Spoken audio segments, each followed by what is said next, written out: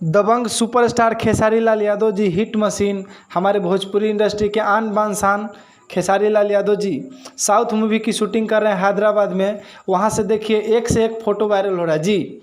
कुछ नया अंदाज का ये लुक है, आप लोग ये फ़ोटो को देखिए।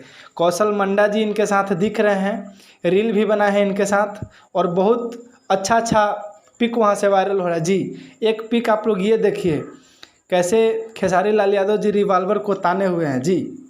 और दूसरा पिक ये देखिए, कितना अच्छा लग रहा है, प्यारा प्यारा सा फ़ोटो है। और कुछ लोग इस फ़ोटो को भी गलत तरीके से देख रहे हैं जी। तो किसी भी चीज़ को अच्छे तरीके से देखेंगे तो अच्छा अर्थ निकलेगा और गलत तरीके से देखेंगे तो गलत अर्थ निकलेगा जी। और आप सबको बता दूं कि वहाँ से देखिए एक ये भी फ़ोटो वायरल हो रहा है जी। मेघा श्री जी के साथ, तमिल की हीरोइन है जो खेसारी भैया के साथ हैदराबाद में शूट कर रही हैं साउथ मूवी में। तो ये देखिए आप लोग फ़ोटो, कितना प्यारा प्यारा फ़ोटो है। और आप सबके का राय बा ये फ़ोटो के देख के आप सबके कैसन लागल, आप सब कमेंट बॉक्स में अपना राय जरूर दीजिएगा। और लास्ट में जय हिंद, जय भारत, वंदे मातरम, जय जय भोजपुरी, लव यू।